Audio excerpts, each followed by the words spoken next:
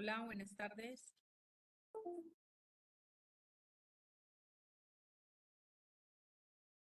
Buenas tardes. ¿Cómo Buenas están? tardes. Bueno, ¿cuántas personas hay conectadas? Bueno, demos 5 minuticos, a las 5 empezamos, ¿les parece? Mientras se conectan las personas que faltan.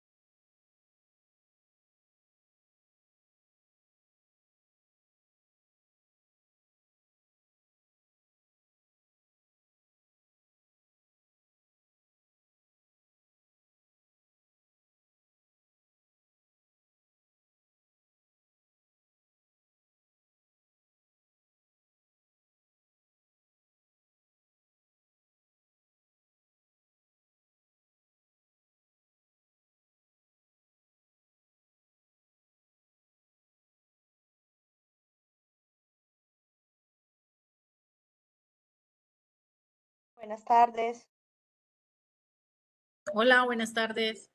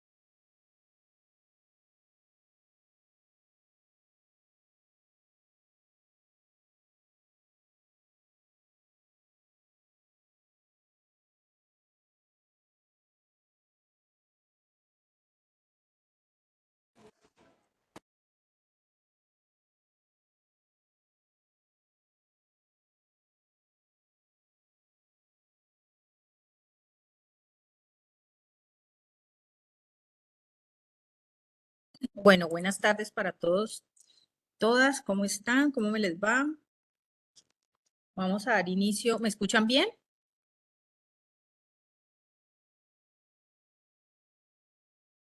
Sí, señora. ¿Sí? Listo. Entonces, bueno, vamos a dar la capacitación. Hoy es la octava, nuestro octavo encuentro. Hoy vamos a hablar de una parte importante que es el seguimiento clínico y administrativo que hacemos a los pacientes y los resultados clínicos en cáncer infantil. Bueno, cáncer en general, pero hoy los vamos a enfocar en cáncer infantil. Entonces, voy a compartir mi presentación.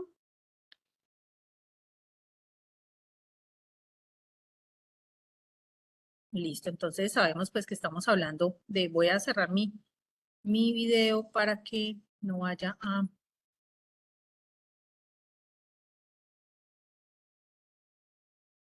no me deja, esperen que no me deja, me toca detener aquí y luego sí compartir.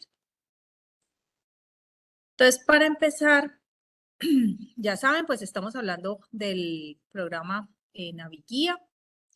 Vamos a hablar hoy del seguimiento clínico administrativo para el paciente con diagnóstico de cáncer. Mi nombre es Vivian Carolina Piedrahíta, yo soy enfermera especialista en oncología, magíster en epidemiología. Nos hemos encontrado ya varias veces, de hecho yo fui la persona que fui a hacer las visitas en los centros, entonces algunos los conozco personalmente, los he visto por allí. Hoy vamos a estar en la parte de esta parte de seguimiento y resultados clínicos. Para empezar, voy a mandar este link. Déjenme un segundo, que es que esto atropella la tecnología. El link se los voy a poner en el chat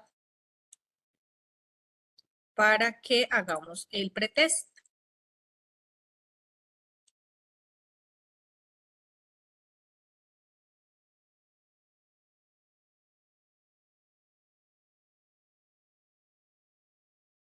Ese es el link para hacer el pretest. Entonces, porfa, ingresen allí.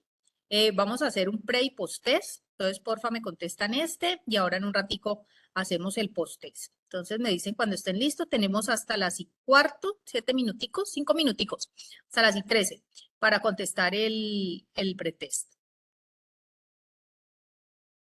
Me dice si tienen problema para ingresar o algo.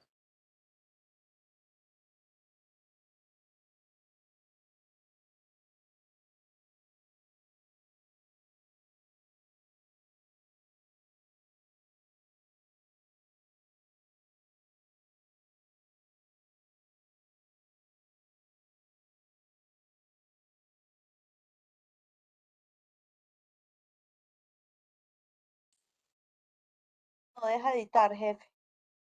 No deja porque, espere, miro. Espere a ver qué pasó. ¿Qué no les deja hacer? Yo la estoy diligenciando sin problema. Yo también, sin problema. Trata de volver a entrar, cópialo bien y trata de volver a entrar. Sí, porque yo lo ensayé ayer y, o directamente dale clic desde aquí, ¿cómo se llama? Desde el link que está aquí. Listo, jefe, ya, Copiarlo. ya me dejó. ¿Listo? Ah, bueno, perfecto. Sí, gracias. Vale.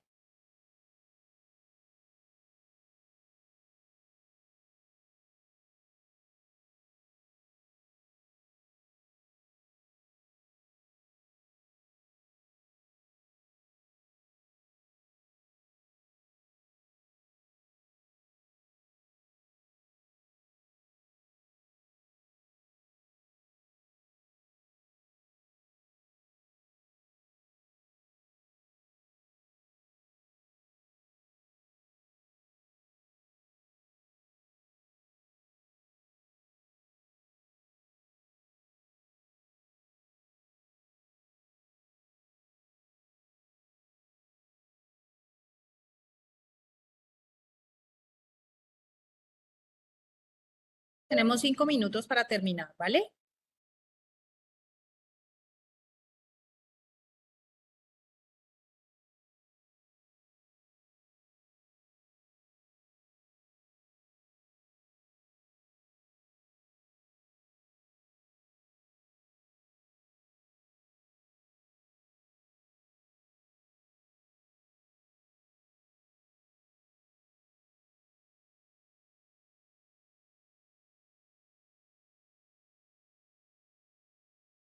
Mira que nosotros no nos deja hacer la evaluación, no sé qué pasa con el link.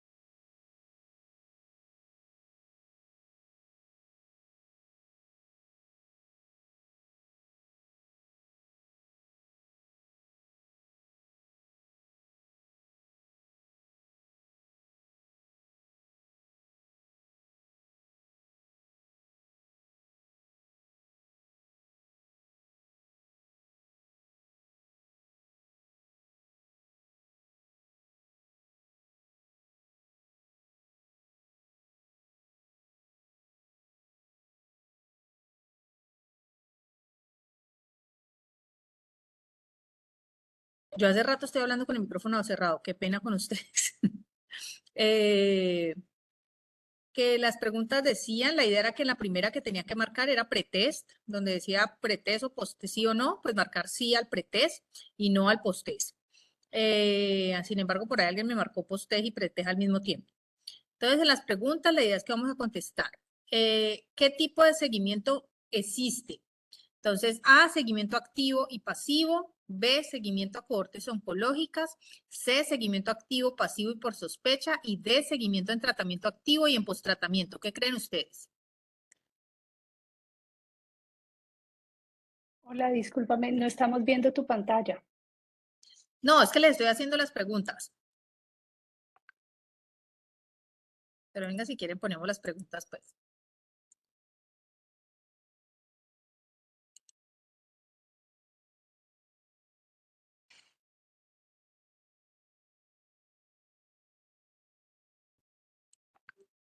Entonces, bueno, las preguntas decían, aquí en pretest, allí sí están viendo mi pantalla, ¿cierto? Sí, señor. Listo. Entonces tenían que marcar pretest. Sin embargo, alguien me marcó pretest y postés al mismo tiempo, pero bueno, no importa. ¿Qué seguimiento qué tipo de seguimiento existe? A, seguimiento activo y pasivo. B, seguimiento a cohortes oncológicas. C, seguimiento activo, pasivo y por sospecha. O D, seguimiento en tratamiento activo y en posttratamiento. ¿Cuál creen ustedes que es la verdadera?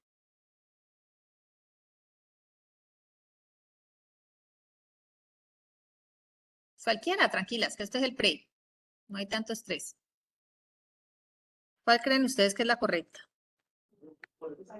El tratamiento activo y posttratamiento. Ok. ¿Alguien más?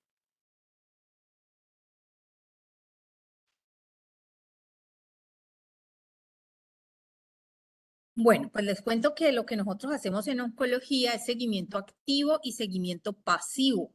Era la A, seguimiento activo y pasivo. Ahorita vamos a ver exactamente qué es seguimiento activo y qué es seguimiento pasivo. Listo, en la presentación vamos a ver eso. ¿Quién es el responsable de reportar la información de la cohorte oncológica a la cuenta de alto costo? A, la IPS que atiende al paciente. B, las fundaciones del paciente. C, la aseguradora del paciente. Y D, la ARL del paciente. ¿Qué creen ustedes ahí? Todos contestaron lo mismo.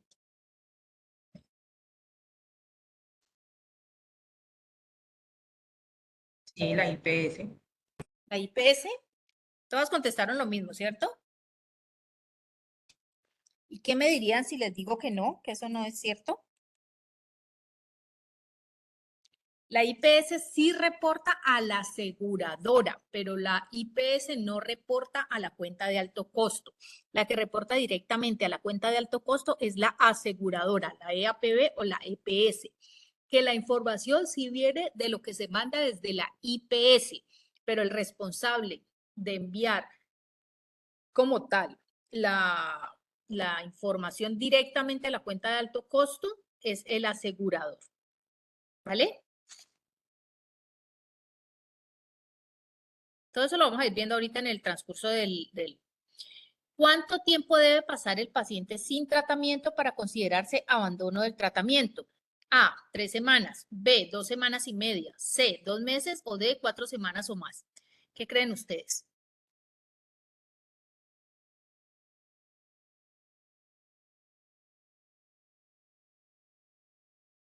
Mayor a 4 semanas. Ok, exactamente, es mayor a 4 semanas. Exactamente es eso, mayor 4 semanas o más. Es lo que define la Sociedad Internacional de Oncología Pediátrica como abandono del tratamiento. Ahora lo vamos a ver también. Y esta estaba súper importante y súper, que esta la deberían conocer todas. ¿Cuál es la resolución de la ruta de pacientes con sospecha o diagnóstico de leucemias pediátricas en Colombia? A, resolución 418 del 2014. B, resolución 1477 del 2016. Ley 1388 del 2010, la C, y D, resolución 3100 de 2019. ¿Cuál creen ustedes que es?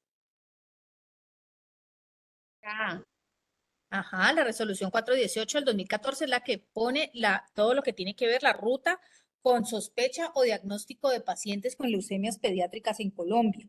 La 1477 del 2016 tiene que ver con habilitación de unidades funcionales. La 1388 del 2010 es la ley de cáncer infantil y la resolución 3100 de 2019 es la resolución de habilitación. Entonces, la respuesta es la A, resolución 418 del 2014. Y esta, ¿cuál es la diferencia entre recaída y progresión de la enfermedad? Que eso es parte de los resultados clínicos que vamos a ver ahora. Entonces, A, para la recaída el paciente debió estar previamente en remisión completa o en respuesta completa de la enfermedad. B, el paciente presenta una progresión de la enfermedad durante el tratamiento. C, la recaída solo puede aparecer cuando el paciente ha terminado el tratamiento. Y D, la progresión se da cuando el paciente estuvo previamente en remisión completa o en respuesta completa a la enfermedad. ¿Cuál creen ustedes que es la verdadera?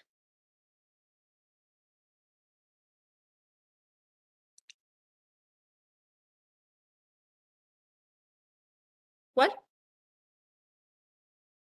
Hágale sin miedo, que aquí todavía no. Aquí podemos equivocarnos porque aquí estamos apenas en el pretest. Yo puse la A. Para recaída, el paciente debió estar previamente en remisión completa o en respuesta completa a la enfermedad. Pues eso es cierto. También puse la A. Eso es cierto, eso es verdad, porque para Yo poder... también puse la... Muy bien, les quedó buena a todas. Porque para que el paciente haga una recaída previamente, tiene que haber estado en una remisión completa o en una respuesta completa a la enfermedad. No necesariamente haber terminado el tratamiento, porque así no haya terminado el tratamiento, el paciente puede estar en remisión completa o en respuesta completa a la enfermedad, pero no haberse curado del todo y requerir tratamiento. Pero esa es la única forma de presentar una recaída. El paciente presenta una progresión de la enfermedad durante el tratamiento, eso es progresión de enfermedad. La recaída solo puede aparecer cuando el paciente ha terminado el tratamiento, eso no es cierto, porque el paciente puede tener una recaída intratratamiento, o sea, a pesar de estar en tratamiento, no responder bien al tratamiento y hacer una recaída. Y D, la progresión se da cuando el paciente estuvo previamente en remisión completa o en respuesta completa a la enfermedad. Eso no es cierto. La progresión se da cuando no hay una respuesta terapéutica de la enfermedad y hay una progresión. Puede ser intratratamiento, Entonces, generalmente esa es la progresión. Todavía no ha entrado en remisión completa y la enfermedad sigue progresando y no responde. Bueno, ¿hasta allí alguna pregunta? Esa fue el pretest. Me dicen si están viendo mi pantalla, ya están viendo. Todavía vamos las preguntas. Todavía en las preguntas, entonces venga, le detengo y lo vuelvo a dar compartir. Es Listo. posible que nos compartan las diapositivas, por favor. Sí, señora. Muchas gracias. Entonces, listo, pretest completo. ¿Alguna pregunta del pretest? ¿O todo claro? ¿Todo claro? Todo claro, sí, señora. Claro. Entonces, esto para recordar un poquito de lo que hemos venido viendo durante todos ¿cómo se llama?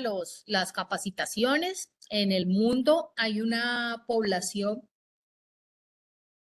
un total de población para el año 2019 de 7.676.965.500 personas, de las cuales 18.078.957 presentaron cáncer en el año 2018, perdón, con un total de muertes de 9.555.027 casos de muertes por cáncer. Hay unos tipos de cáncer que tienen una alta incidencia y una alta mortalidad, es decir, tenemos bastantes casos nuevos, pero también tenemos bastantes fallecimientos. En cáncer pediátrico, esto ni siquiera aparece aquí en las primeras 10 causas de cáncer, porque el cáncer pediátrico, recuerden que es raro en comparación al cáncer del adulto. Del 1 al 3% de todos los cánceres diagnosticados en el mundo son cáncer pediátrico. El cáncer pediátrico, a pesar de ser raro, tiene una carga muy importante porque es la segunda causa de muerte en los niños de 2 a 19 años. Entonces, a pesar de que no es algo tan común, pues sí presenta una alta mortalidad. Para el año 2020 se estimó que hubo 262.281 casos de cáncer infantil en el mundo, de los cuales la primera causa de cáncer es la leucemia linfoblástica aguda. Aquí se estima que hubo 57.377 casos. Entonces, resulta que nosotros hacemos un seguimiento a cohortes, ¿cierto? Es el seguimiento que le hacemos a los pacientes oncológicos. Hacemos un seguimiento a través del tiempo. Tenemos una población que tiene una exposición, que es una enfermedad, que es el cáncer infantil, y esa población la seguimos en el tiempo y al final podemos tener unos eventos. Puede ser que el paciente se cure, que el paciente fallezca, que el paciente progrese, que el paciente recaiga, que el paciente abandone el tratamiento o que tenga una segunda neoplasia. Es como el seguimiento de exposición, es el cáncer, y el seguimiento que le hacemos a los pacientes es precisamente para mirar qué resultados o qué eventos clínicos puede presentar a lo largo de este seguimiento que estamos haciendo. Nosotros hacemos un seguimiento clínico que tiene que ver con todos estos resultados clínicos del paciente, pero también hacemos un seguimiento administrativo que tiene que ver mucho con los indicadores que todo el tiempo estamos midiendo. Entonces, hay dos tipos de seguimiento, hay dos grandes tipos de seguimiento. Está el seguimiento activo y el seguimiento pasivo. El seguimiento activo tiene que ver con un contacto periódico con los pacientes durante el seguimiento, es decir, revisión de historias clínicas, que el paciente venga a la cita, que le hagamos una llamada telefónica, que lo podamos identificar en alguna consulta si no sea de oncología, pero que tengamos un contacto directo con ese paciente. Puede ser directamente a través de la historia clínica, pero que sepamos que el paciente vino a una consulta. Y eso permite recolectar información sobre la enfermedad y el estado clínico del paciente porque lo estamos haciendo casi que en tiempo real. Estamos haciendo ese seguimiento todo el tiempo mirando en qué va el paciente. Ese es el seguimiento activo y nos permite tener información sobre la enfermedad y sobre el estado clínico del paciente. Si recayó, si tuvo una complicación, si lo hospitalizaron, si tuvo que cambiar de tratamiento, si le iniciaron una nueva línea de tratamiento. Esa parte es el seguimiento activo. Pero tenemos otro tipo de seguimiento que es el seguimiento pasivo. En este hacemos una vigilancia de información sobre morbilidad y mortalidad. Sobre todo podemos saber si el paciente falleció o si el paciente sigue vivo. Tiene enlaces con registros informatizados de enfermedades, por ejemplo, el Civigila, por ejemplo, el ADRES, por ejemplo, el RUAF, que son plataformas gubernamentales con las cuales nosotros podemos hacer seguimiento a esos pacientes, pero aquí no tenemos un contacto directo ni sabemos si el paciente está vivo, si el paciente ha recaído, si el paciente tiene una segunda neoplasia, si el paciente abandonó. Aquí solo sabemos si está vivo o muerto. Por eso dice que información, de mortalidad. ¿Sí es clara la diferencia entre uno y el otro? ¿Alguien conoce esta página? Sí, señora, claro. Sí, ¿Qué página es? ADRES. Madre. El ADRES. ¿Y qué le sale ahí a uno? Hagamos el ejercicio. A ver, detener. Vamos a hacer el ejercicio. Vamos a compartir nuestro Google Chrome. Entonces vamos a mirar por acá. Esto para acá. Hagamos un ejercicio. Entonces, consulta, ADRES, EPS. Entonces, acá nos metemos a consulta de su EPS con el ADRES, para el que no lo haya hecho previamente. Ahí pueden mirar una cosa importante del paciente. Entonces, aquí uno puede mirar el estado del paciente, si está vivo o si está muerto. Voy a meter mi cédula. Uno coloca ahí, consultar. Y miren la información que le aparece allí. Ay, perdón que me dio la estornudadera. Entonces aparece mi cédula, mi nombre, que estoy en el Valle del Cauca, en Santiago de Cali. Aparece mi estado que estoy activo. Está la entidad promotora, que es mi EPS, es la SOS, que soy del régimen contributivo, la fecha de afiliación efectiva. La fecha de finalización pues no está porque aquí aparece cuando me afilié desde el 1 de mayo del 2010 y estoy como cotizante, ¿cierto? ¿Alguien tiene una cédula de alguien fallecido?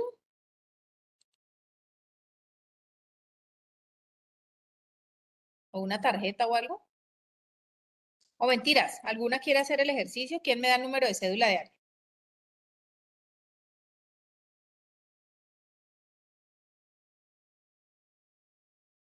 Yo tengo un paciente fallecido. Bueno, dámela entonces.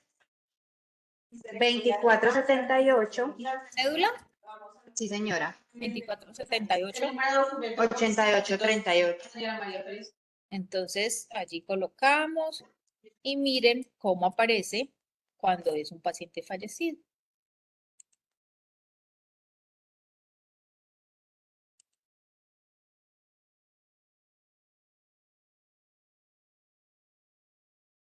Esperen que está lento el internet.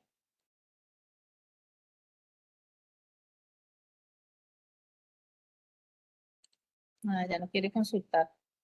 Se repuso rebelde. Ah, ya me apareció acá. No, mentira, no me apareció acá.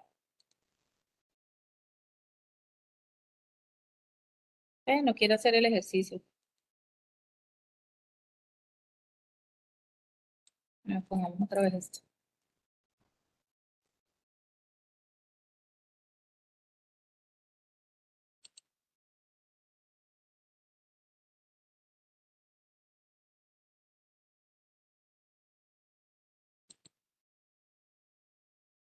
Ah, me dice que el servicio no está disponible. Se cayó la página de la adres. Se cayó la página de adres. ¿Qué tal? Esto sí es mucha mala suerte. Pero bueno, También. qué mala suerte. Pero bueno, el hecho es que ahí lo que les iba a aparecer, aparece es así. Aparece igual el número de identificación, el nombre, los nombres del paciente, la fecha de nacimiento no aparece, el departamento y el municipio.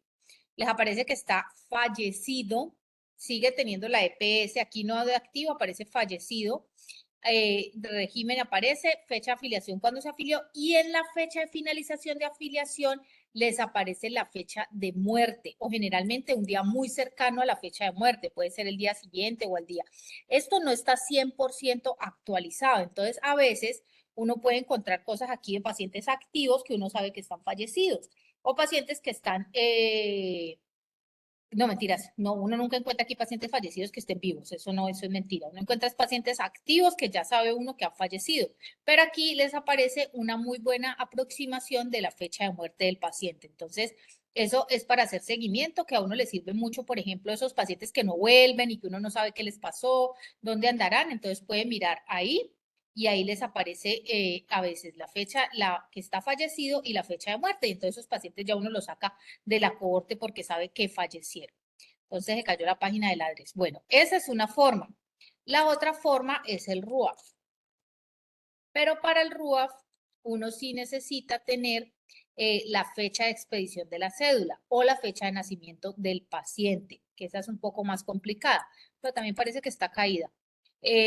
Uno ahí se mete y coloca tarjeta de identidad o cédula de ciudadanía, coloca el número de cédula y coloca la fecha de nacimiento si es menor de edad o la fecha de expedición de la cédula si es mayor de edad.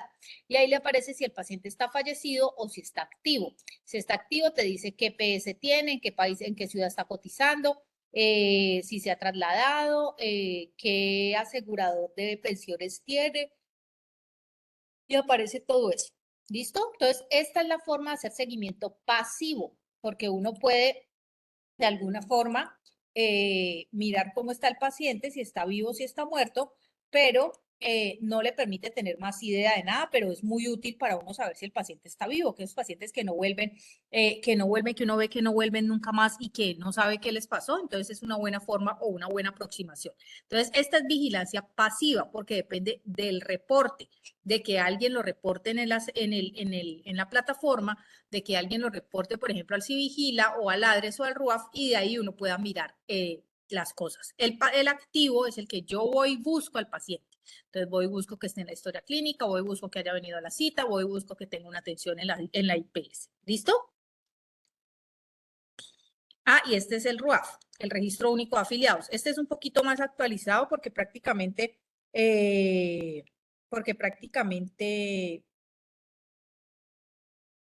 esperen un momentico, por favor.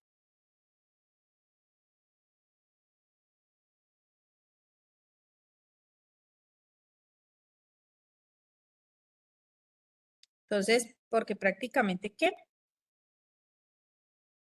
El problema de este es esa parte de tener el número de la fecha de expedición de la cédula, que es un poco más difícil. Con los niños es más fácil porque uno tiene la fecha de nacimiento. Entonces, otra parte importante para tener seguimiento es la resolución 1477 del 2016, las unidades funcionales de cáncer, que es la UFCA y la UACAI. ¿Alguien sabe qué es una UFCA y qué es una UACAI?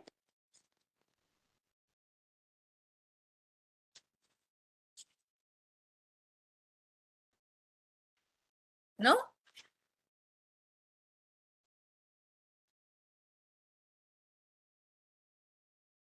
¿Sí me están oyendo? Sí, señora. No, la verdad no sabía que. Bueno, una UFCA es una unidad funcional, es las unidades funcionales de cáncer que tanto mencionan en la resolución 1477. La UFCA es la unidad de atención integral de cáncer del adulto y la UACAI es la unidad de atención de cáncer infantil, que ustedes de pronto han escuchado mencionar a la jefe, sobre todo en Pereira, creo que la jefe, la de la secretaría menciona mucho. La jefe Dolca. Eso, menciona mucho las UACAI. Entonces, las UACAI son unidades de atención de cáncer infantil. Cuando veamos normatividad, ahí yo les voy a explicar bien qué es una UACAI, cómo se habilita, qué debe tener una UACAI, qué debe tener una UFCA.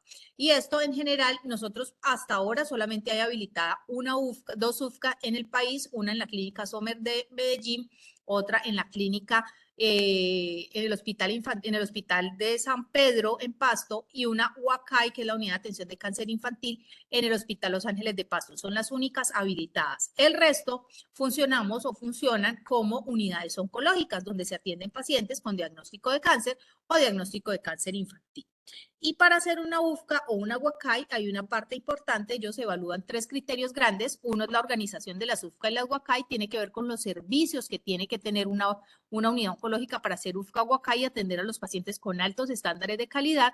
La otra es la gestión de la prestación del servicio, de cómo es el ciclo de atención del paciente y la ruta de atención de ese paciente.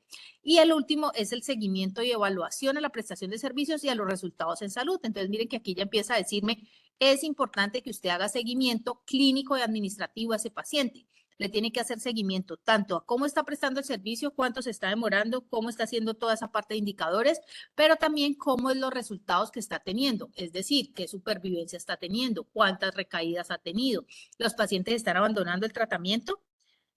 Y miren que aquí les pide específicamente, para hacer UFCA o UACAI, tienen que tener esto y le dice, en este estándar, el seguimiento y evaluación de la gestión de prestación de los servicios y a los resultados en salud, evalúan la existencia del seguimiento y evaluación a la gestión de prestación de los servicios en los procesos administrativos asistenciales, entre la articulación entre sus servicios con los aseguradores y como integrante de la red de servicios de los cuales haga parte y a los resultados en salud nominales y colectivos.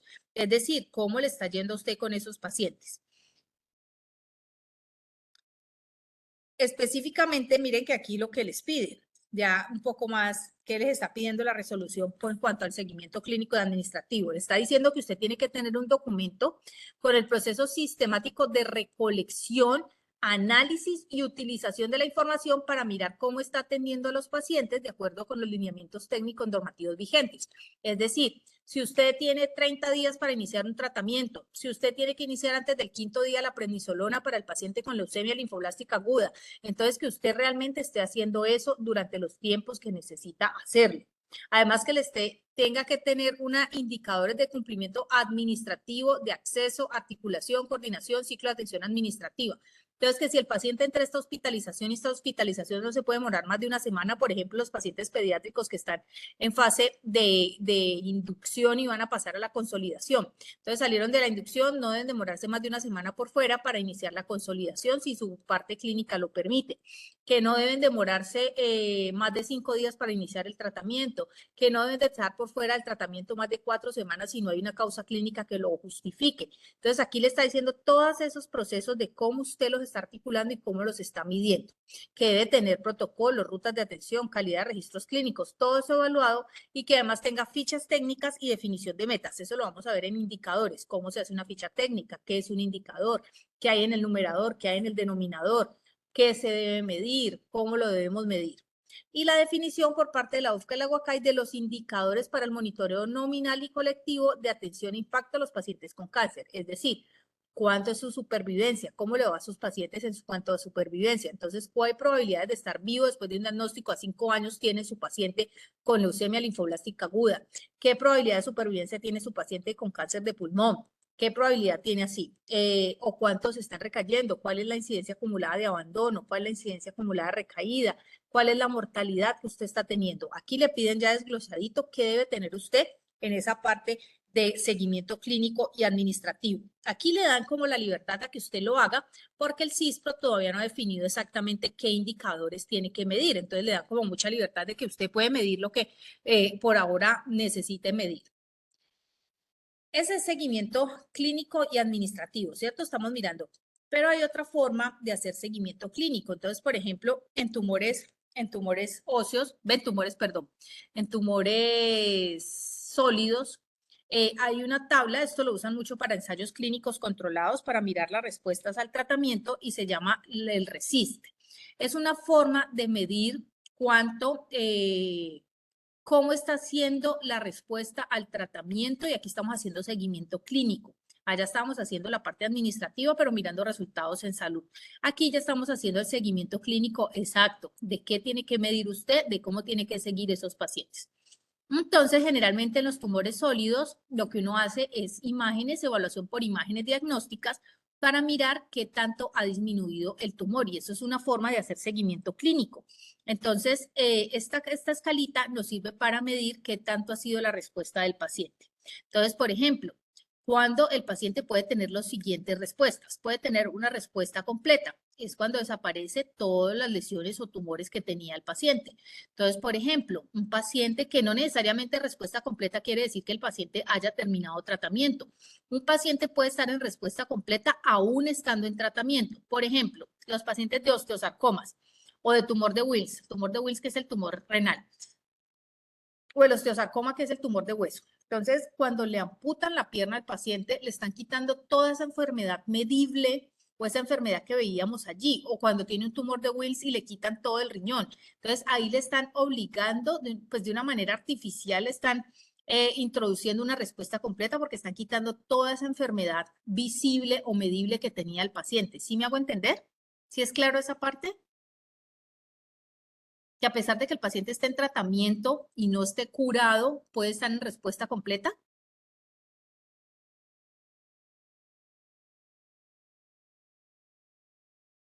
¿Sí es claro?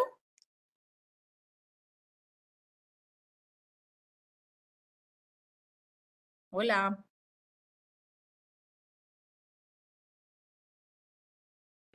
Señora. Ok. Cuando es una respuesta parcial, quiere decir que hay una reducción de más del 30% de la talla tumoral. Es decir, que, por ejemplo, la quimioterapia le redujo más del 30%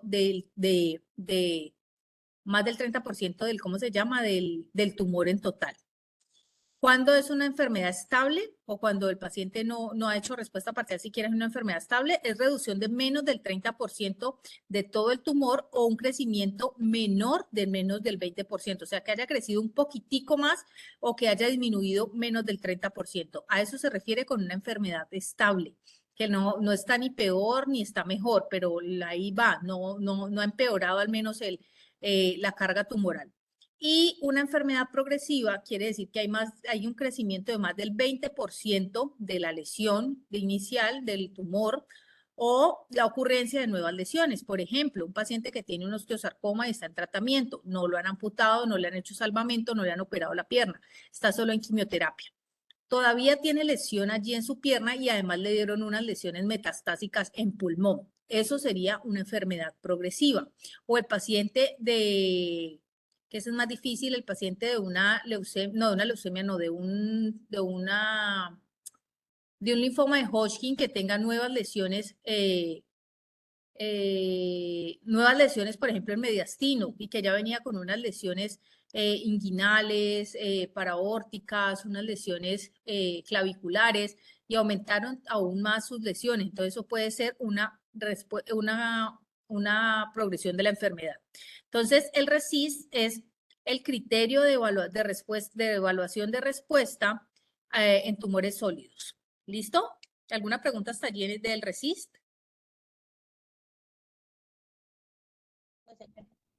¿Y cómo se mide el RECIST entonces? Entonces, generalmente es por imágenes diagnósticas. Hay diferentes tipos de estudios por imágenes. Tenemos las radiografías y otros estudios radiográficos como las fluoroscopias, las ecografías, que son los ultrasonidos, los TAC, que son las tomografías computarizadas, y la resonancia nuclear magnética.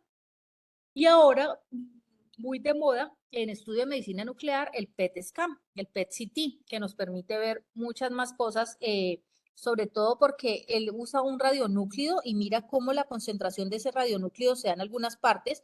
Ese es el FDG, tiene glucosa. La glucosa, pues ustedes saben, es azúcar y se necesita para el crecimiento o para la reproducción celular. Las células tumorales son ávidas o requieren mucha glucosa porque tienen un crecimiento acelerado. Entonces, el FDG lo que hace es marcar esas partes donde el PET, perdón, donde hay ese sobreconsumo de glucosa y permite evaluar respuestas al tratamiento o diagnosticar y estratificar aún mejor a los pacientes.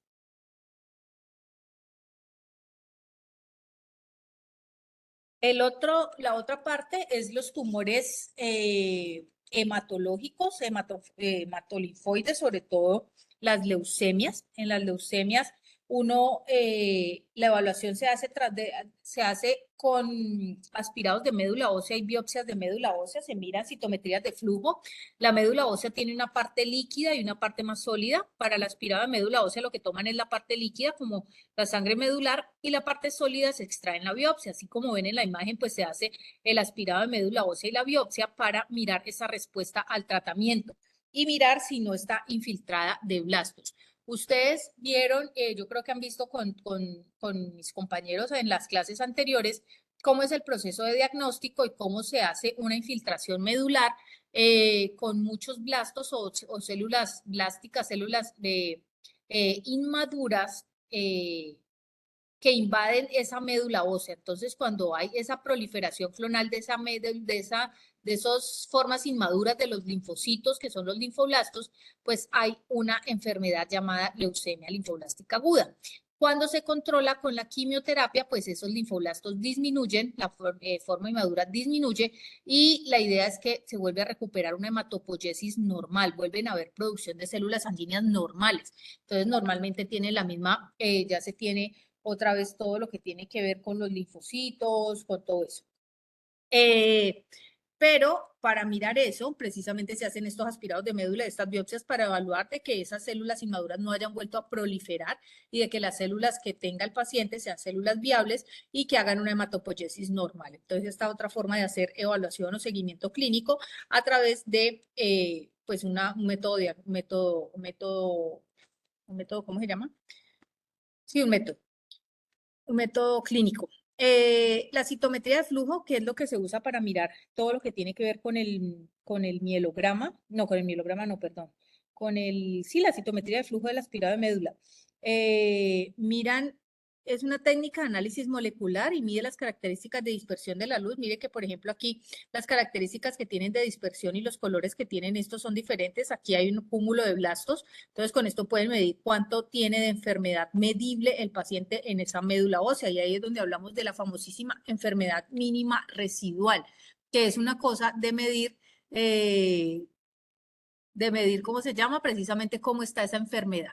La citometría de flujo es un método de laboratorio para determinar el número de células, el porcentaje de células vivas y ciertas características de la célula, por ejemplo, el tamaño y la forma en una muestra de sangre, médula ósea o tejido u otro tejido. Este es el que sacan de ahí cuando tiene el paciente le hacen el aspirado, le hacen eso y lo miden a través de la citometría de flujo. Ahí pueden mirar marcadores tumorales, antígenos, pueden definir qué tipo de leucemia es para el paciente. Las células se tiñen con un tinte sensible a la luz, se colocan en un líquido y luego se pasan por unas de luz. Y las mediciones se basan en la manera en que las células teñidas responden a la luz, como dijimos aquí en este dibujito. Estas células teñidas responden de una forma diferente a los monocitos, a la población mieloide y a los linfocitos. Y ahí pueden determinar cuántas de estas celulitas son células malignas. Por ejemplo, aquí los blastos. Y con eso se puede mirar la respuesta al tratamiento, mirar cómo le está yendo.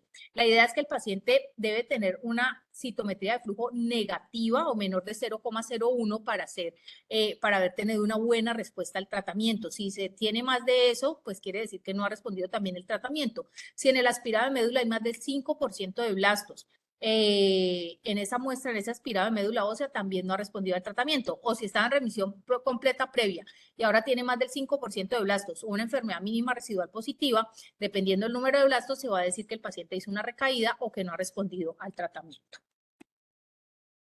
Otra forma de hacer seguimiento clínico tiene que ver con los marcadores tumorales en algunos tumores. Entonces, en algunos tumores tiene que ver, por ejemplo, el CA125, que es sobre todo para la parte de carcinoma de ovario, la gonadotropina coriónica humana, que tiene que ver con los tumores de células germinales, que se altera, por ejemplo, una vez alguien me decía, ¿para qué le toman una gonadotropina a un hombre, a un niño? Pues porque quiere decir que si está alterada es porque este niño probablemente pues tenga alterado todo, tenga un tumor germinal o no haya respondido al tratamiento como se quiere. Y así específicamente, por ejemplo, está el antígeno prostático, el PSA, que también puede alterarse cuando hay carcinoma de próstata. Entonces, esto se sirve para hacer seguimiento. La alfa-fetoproteína, por ejemplo, se da en pacientes en tumores de células germinales y de ovario, se puede alterar. Y por aquí había otro, se me perdió. Bueno, no me acuerdo cuál más. Pero eso quiere decir que eso sirve también para hacer seguimiento clínico del paciente, mirar si están alterados o no. Otra forma de hacer seguimiento es un seguimiento a cohortes, por ejemplo, como el sistema monitoreo de resultados clínicos de cáncer infantil, Vigicáncer. Vigicáncer permite hacer un seguimiento clínico al paciente para mirar cómo le está yendo, mirar los determinantes que están interviniendo en los resultados de los pacientes y mirar esos determinantes cómo se ven en cada paciente. Ay, me sacó.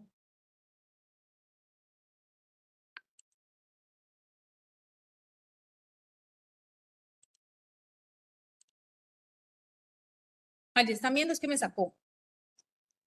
No, no se ve. Jefe, sí está bien. Sí, señora, sí se ve. Entonces, listo. Entonces, por ejemplo, este Vigicáncer es un sistema de monitoreo de resultados clínicos de cáncer infantil específico. Inició en Cali. Esto es, por ejemplo, al 31 de diciembre del 2018, como en menores de 19 se han incluido en el sistema 2.466 pacientes, de los cuales 1.961 eran menores de 15 años. Recuerden que cáncer infantil está definido como una neoplasia invasora de comportamiento maligno en menores de 15 años, pero Vigicáncer tiene cobertura hasta los 19 años. Entonces, por ejemplo, aquí podemos discriminar la edad de los pacientes de 15 a 25 años, de 15 a 20 años y menores de 15, cuántos tienen tumores hematolinfoides y cuántos tienen tumores sólidos. Este es el ideal que uno quisiera tener en los registros hospitalarios. Quisiera tener todos estos datos súper bien para saber exactamente qué pacientes tiene, cómo están esos pacientes,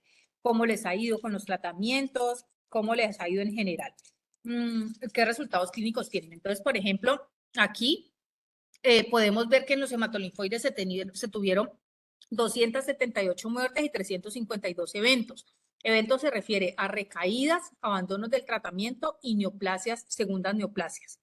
En los tumores sólidos se tuvieron 426 eventos y 371 muertes. ¿Por qué creen que a pesar de que el número es parecido, tenemos más eventos en uno que en otro y más muertes en uno que en el otro?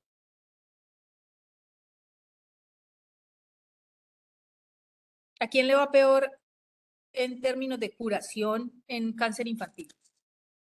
¿A los que tienen tumores hematolinfoides como leucemia o a los que tienen tumores sólidos como osteosarcoma?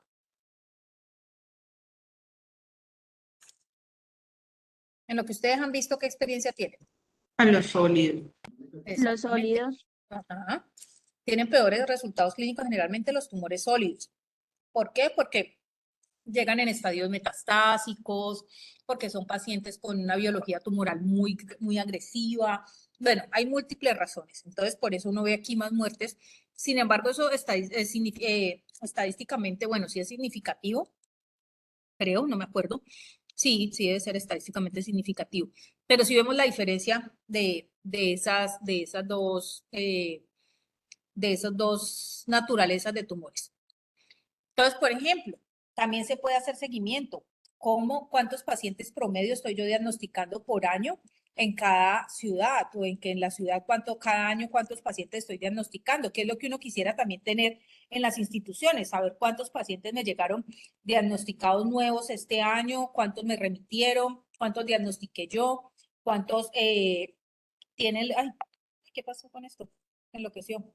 ¿Cuántos tienen leucemias? ¿Cuántos tienen tumores sólidos? ¿Cuántos tienen, cierto? Uno quisiera tener todo eso muy claro y saber promedio por año cuántos pacientes tiene y cuántos en adolescentes también cuántos tiene. Regáleme un segundo, porfa, qué pena.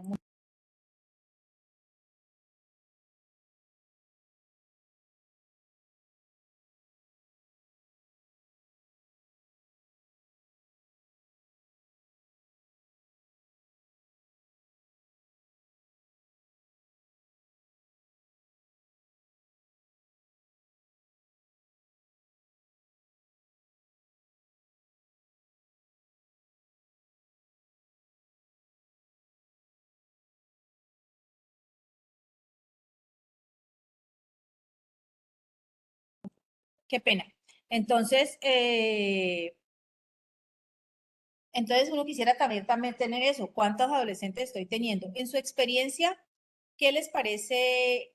¿A quién le va mejor? ¿A los pacientes menores de 15 años o a los adolescentes? En su experiencia, ¿ustedes qué creen? ¿A los más grandecitos o a los más chiquiticos?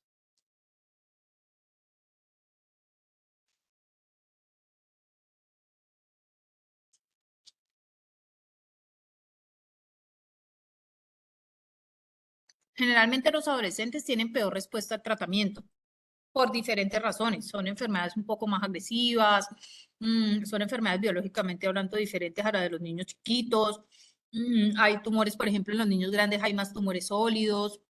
Bueno, hay más tumores, no sólidos, perdón. Hay más tumores, por ejemplo, óseos, que no tienen buen pronóstico, llegan metastásicos, en las leucemias tienen mayor acúmulo de mutaciones. Bueno, tienen diferentes condiciones que hacen que les vaya peor. Pero uno quisiera llegar a esto, a tener cuántos en promedio por año, cuántos pacientes está diagnosticando usted al año, cuántos está recibiendo. El sitio de procedencia, y eso sí que es importante, por ejemplo, a ustedes que tienen tanta área rural dispersa y que tienen pacientes que viven tan lejos, uno quisiera saber dónde vive el paciente, si viene de la ciudad. Por ejemplo, aquí esto todo es de Cali, porque digamos Vigicáncer empezó con Cali, por ahí hay otras cositas, pero en general es como muy de Cali. Pero uno tiene, por ejemplo, ¿cuántos pacientes vienen de Cali? ¿Cuántos viven dentro del departamento? Quisieran tener ustedes, por ejemplo, ¿cuántos vienen de Pereira? ¿Cuántos son de Risaralda? ¿Cuántos son de fuera de Risaralda? ¿Cuántos son del eje cafetero? ¿Cuántos son de Bogotá? ¿Cuántos son de Medellín? Bueno, y eso uno quisiera llegar a discriminar eso, eso es una forma de hacer la procedencia del paciente, también es una forma de hacer seguimiento, saber discriminado, tener caracterizado la población y con eso va a tener claro algunos determinantes, por ejemplo, que si los pacientes vienen de más lejos, pues van a tener mayor probabilidad de abandono y tienen mayor riesgo de complicaciones porque los vean en otra parte o mayor mortalidad, porque los atiendan, por ejemplo, en un hospital de primer nivel o de segundo nivel cuando tienen una neutropenia febril, por ejemplo. Esta parte sí que es importante, súper importante. Ojalá ustedes puedan llegar en esa caracterización de la población a este nivel de detalle, a saber cuántos pacientes son del régimen contributivo, cuántos del subsidiado, cuántos no asegurados, cuántos regímenes especiales, cuántos prepagados. ¿Ustedes por qué creen que es importante saber esto? ¿O qué me marca esto en los pacientes?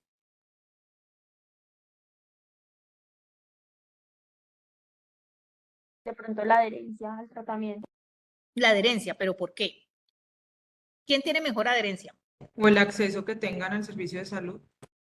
Ajá, la adherencia, el acceso. Pero ¿por qué les parece importante a ustedes esto, fuera de eso que me están diciendo? O sea, ¿qué hace Los diferente, por trámites ejemplo? deben de hacer, Señora. los trámites administrativos que corresponden a cada régimen. Por ejemplo, los contributivos en la mayoría de los casos tienen como mayor acceso a todos los exámenes, a todas las citas. En cambio, en el régimen subsidiado toca gestionar las autorizaciones, es un poquito más demorado el proceso. Ajá. ¿Y ustedes por qué creen que pasa eso? Son más juiciosas las aseguradoras de régimen contributivo, pero generalmente son las mismas. No, yo lo vería más bien por el lado de que los pacientes del régimen subsidiado son pacientes de bajos recursos, son pacientes mal adherentes, pacientes que cambian de teléfono cada rato. Lo digo como por la experiencia personal. Yo lo veo más por ese lado. Ajá. Exactamente. Entonces, resulta que un paciente, ¿qué característica tiene un paciente del régimen contributivo y qué característica tiene un paciente del régimen subsidiado en cuanto a ingreso socioeconómico, ingreso económico? ¿Qué diferencia hay? Estamos de acuerdo que generalmente los subsidiados tienen menores recursos, pero resulta que es que para usted ser del régimen contributivo, usted tiene que tener mínimo un salario mínimo de cotización al sistema de salud, ¿cierto? O sea, un mínimo recibe esa familia o ese paciente recibe un salario mínimo al mes, mientras que el subsidiado implica que usted probablemente no reciba nada, o sea, un trabajo informal. Puede que reciba bastante, pero es un trabajo informal. Y esas características van a ser diferentes tanto en el régimen contributivo de las personas como en el régimen subsidiado. Entonces, generalmente el régimen subsidiado le va peor en cuanto a resultados clínicos, tienen menor adherencia, son pacientes que tienen mayores dificultades de acceso, menor recurso socioeconómico, menor educación, menor nivel socioeducativo. Entonces, todo eso hace que tenga unas cosas en contra, unos determinantes que van a hacer que le vaya peor en los resultados a largo plazo. Entonces, por eso es importante. A ver, regálenme un segundo, qué pena con ustedes que están molestando aquí.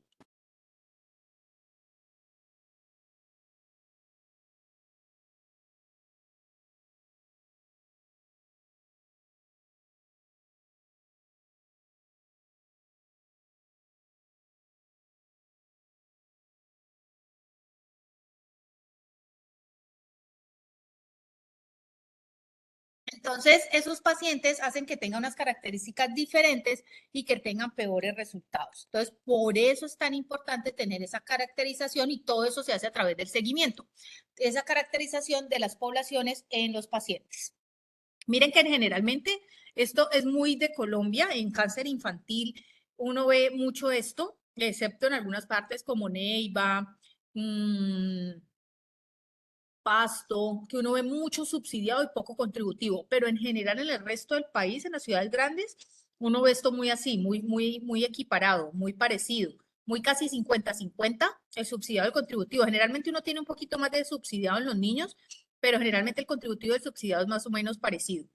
No asegurados son la población pobre no asegurada, eso generalmente cada día es más poquito porque el paciente apenas llega, sobre todo esto se da mucho en los inmigrantes, en los venezolanos, porque generalmente el paciente llega a un servicio de hospitalización o algo y lo que hacen es asegurarlo precisamente para que no tenga dificultad en el acceso.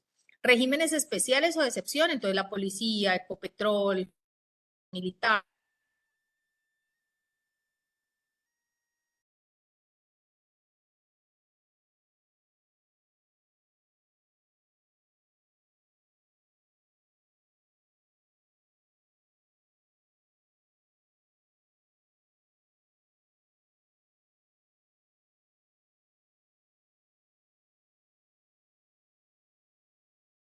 Acá el cáncer infantil.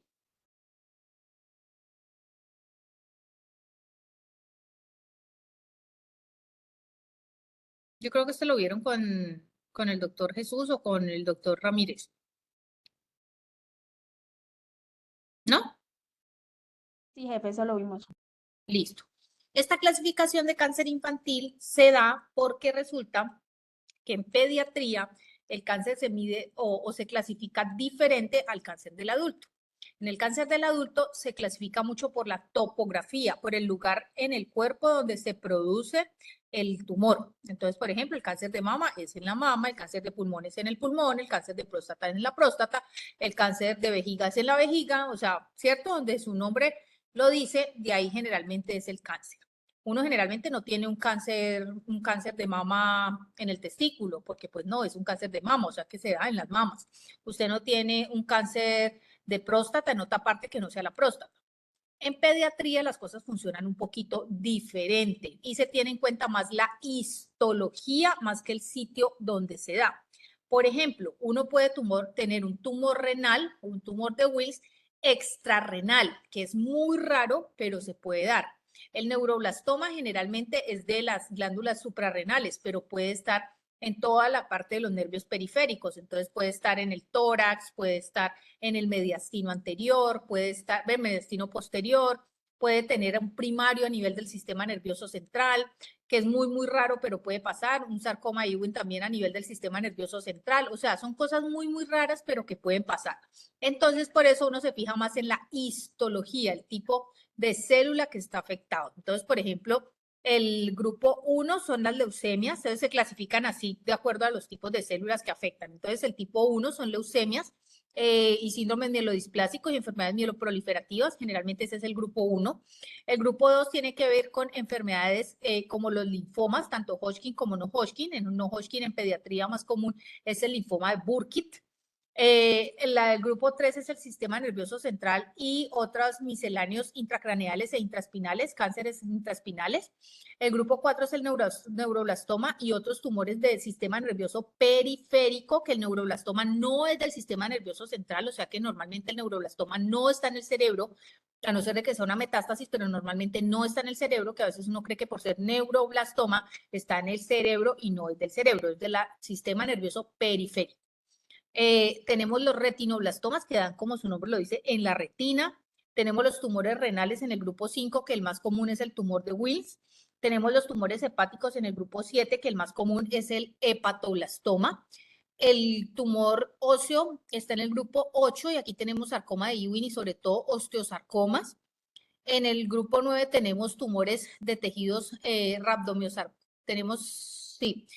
tumores de tejidos blandos como los rabdomyosarcomas y otros sarcomas extraóseos.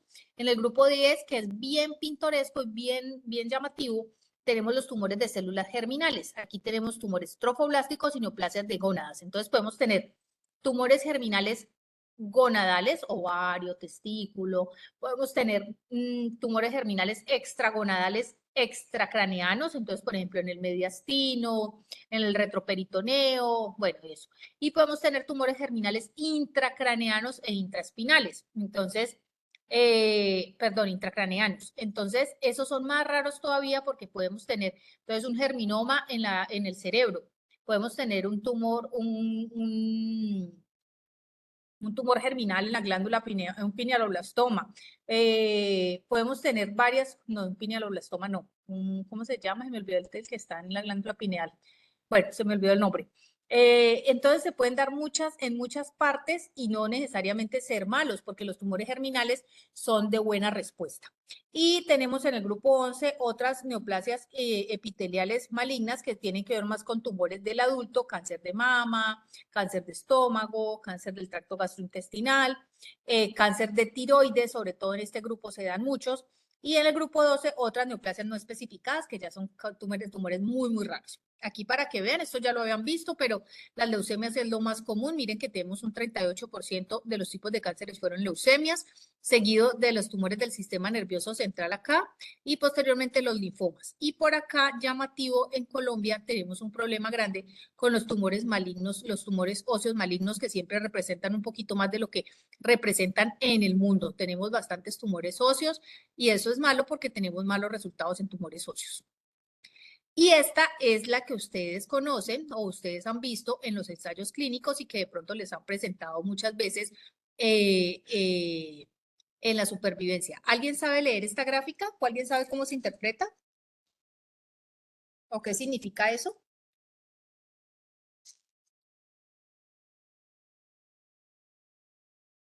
¿Nadie?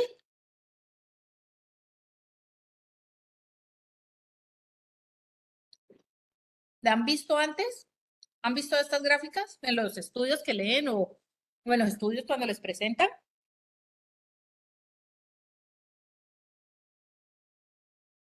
Sí, ¿cierto? Sí, como en los aspirados. Exactamente, en los artículos uno puede ver este tipo de cosas y en los congresos y eso es lo que uno va, o en las charlas educativas que le dan a uno y esto. Entonces, esto es una gráfica de supervivencia, se hace a través de un gráfico de Kaplan-Meier. Kaplan-Meier es la técnica estadística por la cual se hace este gráfico. En este gráfico lo que representa aquí es la probabilidad, esto es una probabilidad de estar vivo a cierto tiempo, porque aquí le mide el tiempo. Entonces aquí le dice que la probabilidad de estar vivo de estos pacientes incluidos en este registro a 5 años, o sea, 60 meses, es del 51, no, esto es 60, del 61%. Y a 120 meses, o sea, a 10 años, es del 59%. Esto es lo que le muestra una gráfica de Kaplan-Meier y esto es lo que uno hace y lo que uno quisiera tener en seguimiento del paciente. Quisiera tener la supervivencia. ¿Qué probabilidad de que mi paciente esté vivo a cierto tiempo? Entonces, miren que esto es para los pacientes de Cali, la supervivencia global. La supervivencia global es si el paciente está vivo o muerto. Entonces, aquí dice que la probabilidad de que el paciente esté vivo a 2 años, a 5 años, perdón, es del 59% y a 10 años del 61%.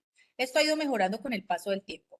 Sin embargo, si vemos acá la otra gráfica, nos representa la curva de supervivencia o la probabilidad de supervivencia de todos los tipos de cáncer en Europa para el año 2014, o sea que esto ha mejorado montones. Para el 2014 ellos tenían un 77% comparado con 77% en el 2014. En el 2014 nosotros aquí no está cuánto teníamos, esto es al 2018.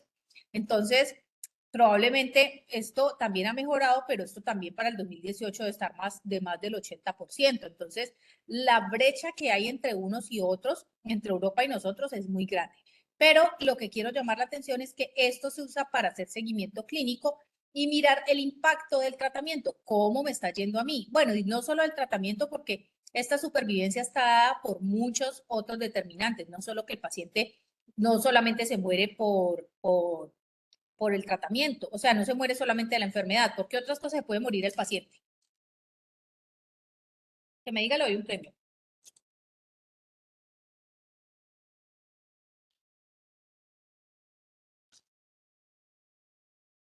¿Por qué otras razones se muere un paciente con cáncer? Que no sea por la enfermedad.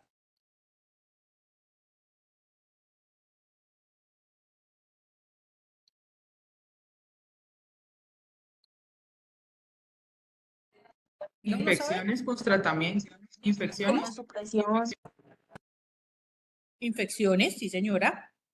¿Por qué más?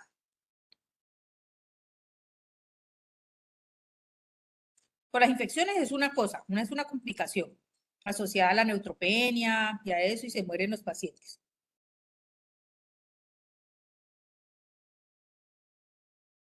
Pacientes con otras enfermedades de base. Exactamente. Exactamente, por otras enfermedades de base, por el COVID, por neutropenias febriles, por un infarto, por comorbilidades. Bueno, los niños no. Los niños generalmente se mueren por infecciones, es como lo más. Pero entonces es importante tener en cuenta que aquí están los que se mueren por cualquier cosa, pero son los que están vivos o muertos. ¿Listo? Entonces, lo que uno quisiera, y ojalá lo pudiéramos lograr, sería esto, tener estas gráficas para la institución donde uno trabaja. Si uno puede llevar una buena base de datos, que es una de las cosas que se va a trabajar en Naviguía o que se tiene planteado trabajar en Naviguía, es una buena base de datos donde se pueda tener las variables que se requieren para medir esto, pues maravilloso porque vamos a poder hacer esto a futuro con ustedes en cáncer infantil. Y más adelante ustedes podrán ponerlo más allá en cáncer del adulto, que es un poco más complejo porque son muchos más pacientes, pero la idea es que se puede. Esto es otra gráfica. Esto voy a pasarlo rápido. Esto es cómo se ha ingresado, cómo se han incrementado los casos, porque se han entrado otras ciudades. Yo les mostré solo Cali, pero el sistema Vigicáncer ha ingresado, mire cómo era Cali, y ha ido ingresando otras ciudades. Por acá en esta parte ingresó Bucaramanga, Cartagena, Ibagué, Manizales, Neiva y Pasto. Aquí era solo Cali. Y acá ya ingresó Bogotá, Medellín y Montería. Entonces, miren cómo subió los números de casos porque se ingresaron muchos pacientes de ciudades mucho más grandes. Sin embargo, a pesar de que se han ingresado más pacientes, miren que la leucemia linfoblástica aguda sigue siendo la más común, seguida de los tumores del sistema nervioso central y por acá todavía sigue persistiendo los tumores óseos elevados. Esta es la gráfica de supervivencia para todos los participantes en Vigicáncer del 2009 al 2021. Entonces, para mí, ¿se acuerdan que por acá en Cali estábamos en 59 y 61? Para todo el país, o sea, no para todo el país, para todo lo que incluye Vigicáncer, que es un 70% de casi todo el país, la probabilidad de supervivencia, que es un aproximado a Colombia, de estar vivo a 5 años después de un diagnóstico de cáncer infantil es del 61%. Esto creo que ha mejorado un poquito más con más datos, pero hasta donde íbamos en un 61% y a 10 años del 57%. Entonces, miren que esto se logra con el seguimiento clínico, teniendo esos datos, teniendo los datos de seguimiento, teniendo las fechas de diagnóstico, teniendo las fechas de muerte. Uno puede calcular todo esto para mirar cómo le está yendo a los pacientes de su institución, cómo le está yendo a los pacientes del país, cómo le está yendo a los pacientes de la ciudad, cómo le está yendo a los pacientes del eje cafetero.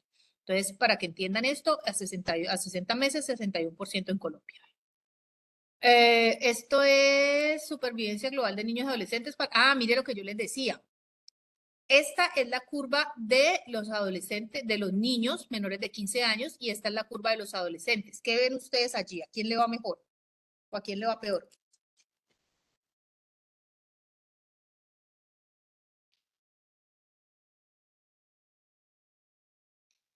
¿Quién tiene menor probabilidad de supervivencia? Yo les dije ahora. Los adolescentes les va peor, tienen peores resultados. Entonces, miren que los adolescentes, la probabilidad de estar vivo a 5 años es del 51. Espera un momentico, por favor.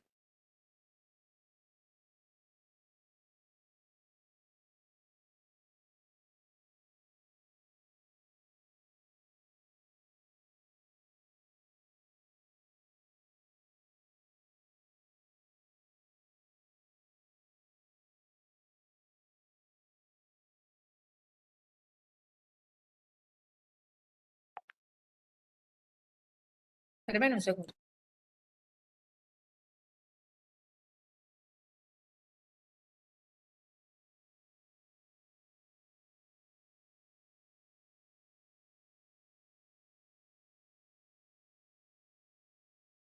Entonces, siempre los adolescentes tienen un poquito menos de probabilidad de supervivencia, 51% en comparación a 63% en los niños. Mire que cuando ya se separa de niños y adolescentes, a los niños les mejora la supervivencia, a los adolescentes les empeora.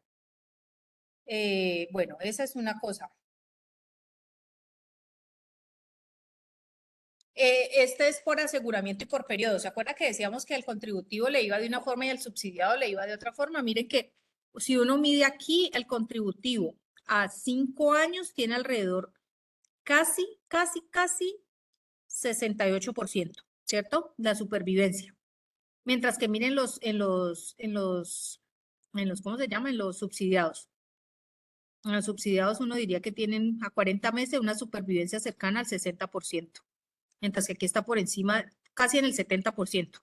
Entonces miren que siempre al subsidiado le va peor.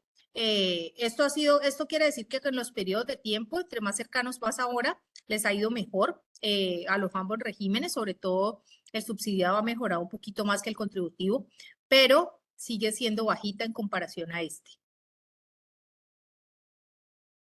Y esto es cómo ha mejorado la supervivencia en Cali a medida de paso del tiempo por todas las cosas que se han hecho.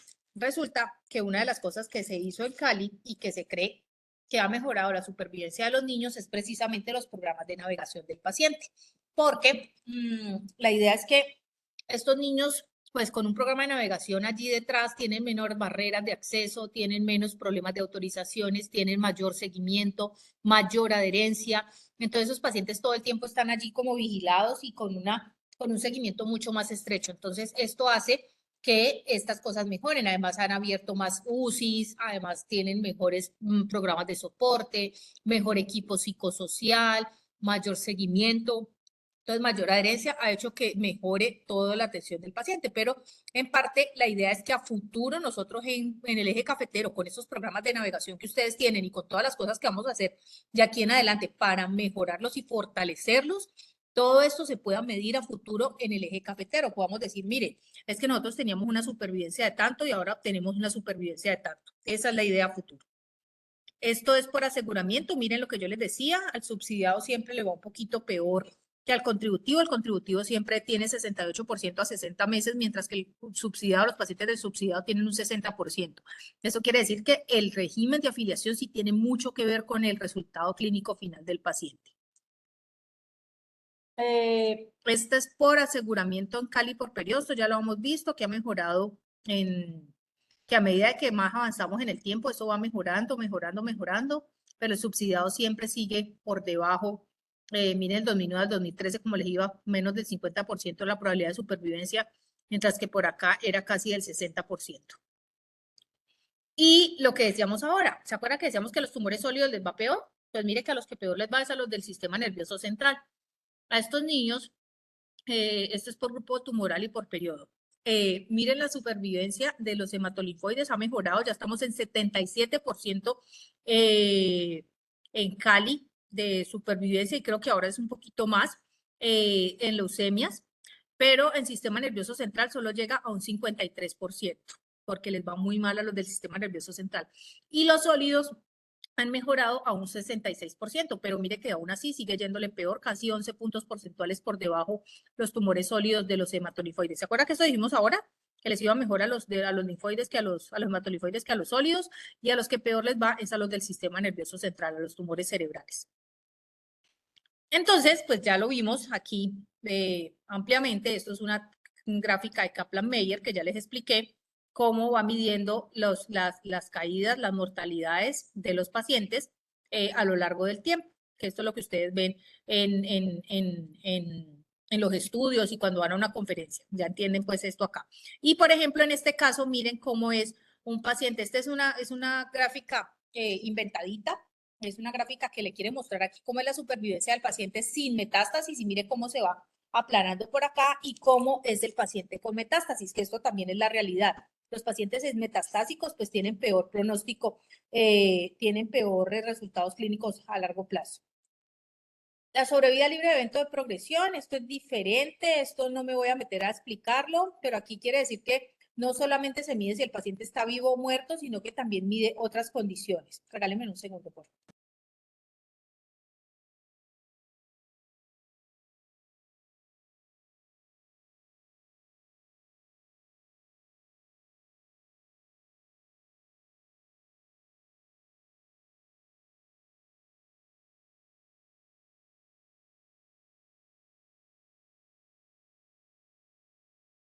Qué pena, es que mi sobrino está por allá llevando algo, el perro al veterinario, entonces me estaba llamando. Entonces, estas son las curvas de supervivencia. Esto aquí mide otra cosa si el paciente está vivo o muerto. Esta ustedes la conocen, ¿cierto? Yo creo que todos están familiarizados con esta resolución.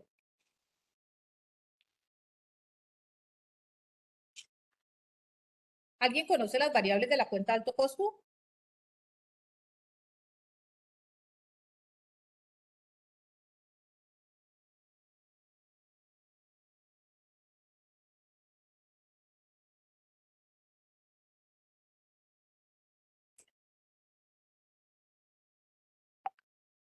Bueno, las variables de alto costo miden varias cosas, entre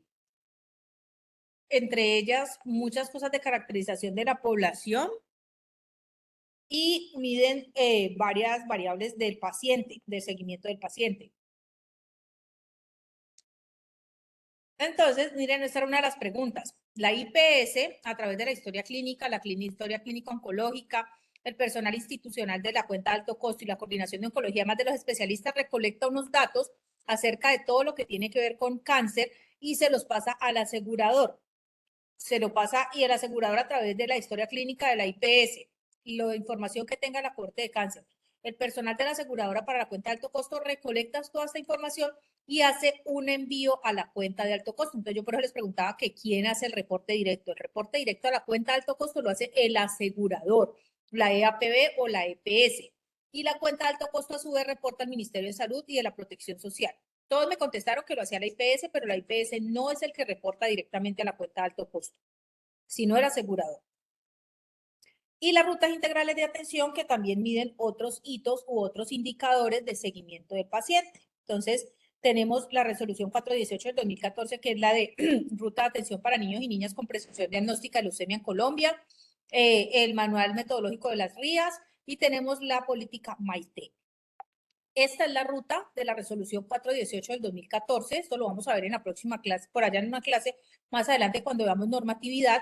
Esta es la sospecha, cómo establece la sospecha diagnóstica y es remitido al paciente a la unidad de atención de cáncer infantil y cómo el asegurador debe garantizar todo el proceso de atención del paciente. Este, a su vez, tiene unos hitos o unas mediciones de indicadores que miden unos tiempos de oportunidad de atención del paciente. Entonces, miden la oportunidad entre el diagnóstico probable y la confirmación, miden la oportunidad entre la confirmación y el inicio del tratamiento, y miden la oportunidad entre el inicio del tratamiento y la finalización del mismo, y reportan al CIVIGILA para poder tener la trazabilidad de esto. Esto es otra forma de hacer seguimiento, pero este seguimiento ya es más clínico, más administrativo, y tiene que ver con los tiempos de respuesta y los tiempos de inicio del diagnóstico, inicio de tratamiento y finalización del mismo. En cáncer de mama, yo sé que estamos viendo cáncer infantil, pero también les traje aquí que cáncer de mama tiene también unos hitos o unos indicadores de tamización, de realización de biopsia de lesión sospechosa, de definición de conducta ante resultados del informe de patología. Carolina García ha levantado la mano, ¿sí, señora? Y jefe, una pregunta. ¿Tú Ajá. me podrías ampliar un poquito como ese término, ese concepto de los hitos en la ruta integral de atención en el cáncer? Claro, mira. Entonces, Por resulta favor. que ellos buscan medir 3 tiempos para mirar qué tan efectivo está haciendo el sistema de salud para atender el paciente con diagnóstico de cáncer infantil y cómo están de articulados esto. Igual eso lo vamos a ver más adelante en la normatividad, yo se los voy a explicar más amplio, pero aquí te hago una ejemplificación. Entonces, aquí el paciente le establecen una sospecha de cáncer y lo mandan a la institución de alta complejidad para que le haga un diagnóstico y le inicie el tratamiento. Además que le haga todo el tratamiento y le haga terminación de tratamiento y evalúe cómo le fue, ¿cierto? A su vez, mide 3 hitos. Le mide cuánto se está demorando el paciente entre el nivel primario, donde le hacen una sospecha de diagnóstico, hasta la confirmación diagnóstica en la alta complejidad. Lastimosamente, medir esa parte es muy difícil porque nosotros normalmente no tenemos información de cuándo el paciente inició síntomas, sino que lo atienden en el nivel primario y cuando ya llega a la alta complejidad, pues llega muy sintomático o llega remitido ya con una sospecha. O a veces la sospecha se hace en el mismo hospital. Entonces, la idea es que uno puede medirlo de esa forma, la sospecha hasta el diagnóstico. Usted puede medir desde que llegó a su institución hasta cuando le hizo el diagnóstico, ¿cierto? Eso está haciendo como desde la sospecha hasta el diagnóstico. Sin embargo, lo ideal sería medirlo desde cuando el paciente consultó por primera vez afuera, ¿cierto? Ese es el ideal. Son los indicadores, jefe. Sí, señora, estos son los indicadores. Oportunidad entre diagnóstico probable y confirmación. El segundo le mide la oportunidad. Igual ahorita yo te doy una cosa para que los veas. Te voy a mostrar ahorita una cosa. Igual eso, nosotros tenemos una clase de indicadores dentro de 8 días, no que yo me estoy adelantando un poquito. No, dentro de 8 días, no, como dentro de 15 días. Oportunidad entre la confirmación y el inicio de tratamiento. Entonces, ¿cuánto me estoy demorando yo como IPS desde que le hice el diagnóstico al paciente? Es decir, desde que en el mielograma dice paciente con leucemia linfoblástica aguda, o desde que en la biopsia dice paciente con tumor de Wilms, o desde que yo dice en la citometría paciente con leucemia linfoblástica aguda B. Desde ese momento hasta que le doy el primer tratamiento, sea quirúrgico, sea quimioterapia, pues radio normalmente no. Bueno, puede ser radio en los tumores cerebrales. ¿Cuánto me estoy demorando yo en ese tiempo desde que lo confirmé hasta que le di el tratamiento? Entonces, el de arriba, el otro diagnóstico, el otro indicador es oportunidad entre la confirmación y el inicio de tratamiento. Y luego te piden una oportunidad entre el inicio del tratamiento y la finalización del mismo.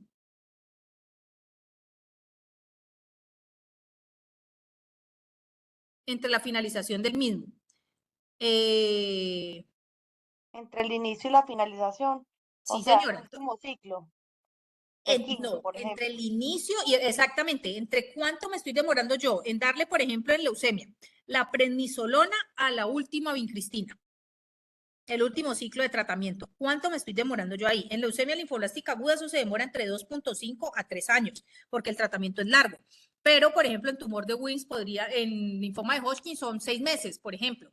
En cáncer de mama, no sé, es como un año. Bueno, yo en cáncer de adultos no es que sepan mucho, pero es como 6 meses, un año. ¿Cuánto me estoy demorando yo desde que inicié hasta que terminé? Esa es mi oportunidad entre el inicio de tratamiento y la finalización del mismo. ¿Sí es claro? Sí, jefe. Sí, Listo. señor. Igual cuando veamos indicadores, Señora. igual cuando veamos indicadores, eso lo van a ver más, lo vamos a ver ya con la ficha técnica como tal y cómo se calcula.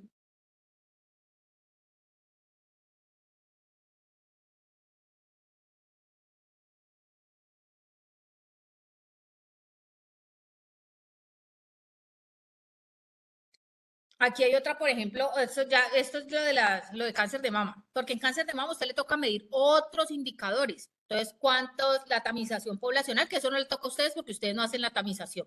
La realización de la biopsia sospechosa, pues si el paciente llega desde la sospecha, tendrían que reportarlo ustedes. La definición de conducta ante los informes del resultado de patología, la autorización integral, que eso es más del asegurador, porque realmente ustedes saben que autorización integral no es tan cierto que tengamos. ¿Cuánto se está demorando el tratamiento quirúrgico? Que eso aplica también para pediatría. Por ejemplo, usted tiene un tumor de Wins y lo diagnosticó hoy. ¿Cuánto se está demorando en operarlo? Ah, no, que una semana. Listo, perfecto. ¿Cuánto se está demorando en iniciar el tratamiento de quimio radio? Si usted ya tiene un paciente con una leucemia linfoblástica aguda, ¿cuánto se está demorando en iniciar la primera vincristina? ¿Cuánto se está demorando en iniciar el 7x3? Ve el 7+3. Y accesibilidad al programa de soporte oncológico. ¿Cuántos pacientes, y esto se aplica para pediatría, cuántos pacientes de los que yo tengo diagnosticados los está viendo cuidados paliativos desde el diagnóstico? Porque cuidados paliativos son un eje transversal de atención, no es solamente para el final de vida, es para todo el proceso de atención del paciente. Esto es lo mismo, pero en cervix. Entonces, ¿cuántos están vacunados contra el VPH? ¿Cuántos se tamizaron en cuello uterino? ¿Cuántos le hicieron colposcopia? ¿Cuántos generaron el informe de patología? ¿Qué se definió? ¿Cómo se autorizó? ¿Qué lesiones precancerosas le hicieron tratamiento? Bueno, y todo eso, esto me lo voy a pasar rápido porque es muy del adulto, pero eso también para que los vean. Eso está en las RIAs de cáncer de mama, en la RIA de cáncer de cervix y en la RIA de pediatría, que eso les puede servir mucho a ustedes para que vean qué indicadores tienen que medir específicamente. También, jefe, esta le puede servir mucho, es la resolución 256 del 2016, que yo creo que ustedes la conocen, y por la cual se dictan disposiciones en relación con el sistema de información para la calidad, se establecen los indicadores para el monitoreo de la calidad en salud, que esta es otra forma, esto lo vamos a ver más profundamente cuando veamos indicadores, porque vamos a ver las fichas técnicas, pero para que ustedes sepan que aquí le dicen qué debe medir usted en cáncer. Entonces, por ejemplo, en niños, ¿usted qué debe medir? La proporción de menores de 18 años que cumplen el estándar de 5 días para el inicio de tratamiento de leucemia aguda pediátrica. ¿Qué quiere decir esto? Que si usted tiene un paciente con leucemia aguda pediátrica, en menos de 5 días tiene que haberle iniciado tratamiento, darle el esteroide de la prefase. Entonces, ¿cuánto tiempo se está demorando usted en hacer esto? ¿Cuántos de esos pacientes, el 80% está cumpliendo menos de 5 días para iniciar el tratamiento? ¿O cuánto se demora promedio entre el diagnóstico probable y el diagnóstico definitivo? Leucemia aguda pediátrica en menores de 18, lo que te decía. Mira que, por ejemplo, este es el indicador. Tiempo promedio de espera entre el diagnóstico probable y el diagnóstico definitivo de leucemia aguda pediátrica. Por ejemplo, usted dice, yo establezco mi sospecha diagnóstica en mi institución cuando lo ve el oncólogo. Esa es mi sospecha diagnóstica, porque puede ser que el paciente haya llegado por fiebre, petequias, trombocitopenia, hepatoespleno. Entonces usted dice, bueno, el médico dijo, tiene una sospecha de cáncer infantil, lo va a ver el hematoncólogo. Entonces, a partir de que le pidan esa cita con ese hematoncólogo, esa valoración, puede ser que usted tome eso como su sospecha diagnóstica. ¿Y cuánto se está demorando desde que le pidieron esa valoración con el especialista hasta que usted dice, este paciente tiene un diagnóstico de cáncer infantil? Señora, lo de jefe Lucía. Jefe, ¿en cuánto debe ser ese tiempo entre la sospecha del diagnóstico y el No diagnóstico? debería pasar más de una semana, pero, pero eso se refiere desde el primario, ¿no? Desde el nivel primario. Cuando es hospitalario, eso no debería pasar más de 48 horas. Porque el paciente, hacer por ejemplo, en la leucemia, confirmación diagnóstica. sí, en leucemia es muy fácil porque es una aspirada de médula. Lo ve el paciente y al otro día lo están diagnosticando para hacerle el aspirado. Jefe, ¿y si es otro tipo de diagnóstico y no leucemia? Alrededor de 7 días, de 7 a 10 días, es la biopsia lo que se puede demorar. Porque 7 a 10 días. para esa, por ejemplo, para un tumor, por ejemplo, un tumor osteosarcoma o para un tumor germinal, bueno, un tumor germinal, no, un osteosarcoma o un rhabdomyosarcoma, le tienen que tomar una biopsia, pero esa biopsia no debería demorarse más de 7 a 10 días. Eso debería ser lo máximo que usted debería tener de tiempo en ese diagnóstico. Como vemos que pasa que demoran 15 días, 20 días, aunque bueno, a veces dicen, no, es que falta la inmunohistoquímica, falta el estudio especializado, falta el biomarcador, pero en la biopsia como tal, en la coloración básica en biopsia, no deberían pasar más de 7 a 10 días. Ok, muchas gracias. Vale. Y aquí usted estas fichas técnicas, jefecita, no tiene que ponérsela a inventar, ay, ¿cómo la hago? Yo les voy a enseñar cómo hacer una ficha técnica y qué debería tener el dato, ¿cierto? Porque es importante saber qué tiene un dato de una ficha técnica. Pero aquí le muestran en las 256 están las fichas técnicas de los indicadores. Le dicen, usted tiene que medir esto y mídalo de esta forma. Ya la fuente institucional la define usted.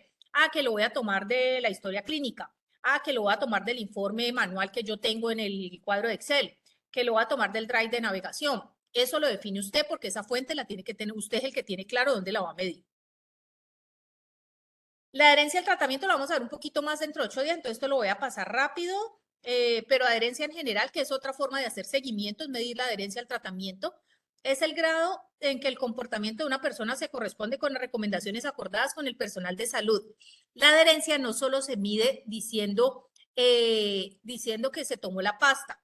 No, por ejemplo, si le mandaron dieta, entonces haciendo la dieta, haciendo el ejercicio, tomándose la pastica, o sea, todo eso implica la adherencia. Entonces, por ejemplo, adherencia en los niños, que no se vaya del hogar de paso y que se quede en la fundación, que no puede estar yendo a cine, que no puede ir a una piscina, que se tiene que tomar la mercaptopurina en la noche después de no haber tomado leche en la tarde y después de tener el estómago vacío. El cumplimiento de todas esas recomendaciones se confirma como adherencia. Esto lo va a pasar, lo voy a pasar. Bueno, y una cosa importante, grandísima, es que en adherencia ustedes tienen que tener en cuenta que la adherencia se mide tanto en las veces que se toma el medicamento o se pone el medicamento, pero también en los tiempos en que se debe poner. Porque a veces pensamos que la adherencia es solamente poner el medicamento. Ah, no, es que yo tenía que hacerle 3 ciclos. Listo, yo le hice los 3 ciclos. Pero ¿en cuánto tiempo? ¿Sí se lo hizo cada semana como debía hacer? ¿Sí se lo hizo mirando los laboratorios que debía tomar? ¿Sí evaluó como debía evaluar al final? ¿Sí me hago entender? Porque usted le dice, no, él tenía 5 ciclos y yo le hice 5 ciclos, pero me demoré un año en hacerle 5 ciclos. Pues eso no es adherente, ¿cierto? Eso no es ser adherente.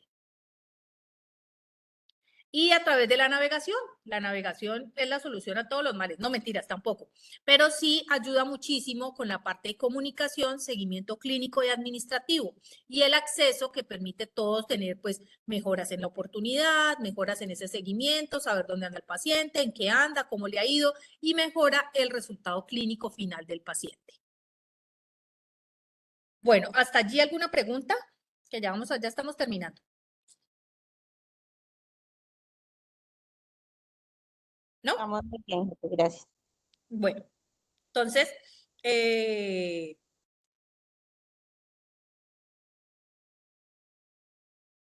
no entiendo qué es esto. Bueno, entonces sigamos. Entonces ahora vamos a ver los resultados clínicos que uno puede tener del paciente.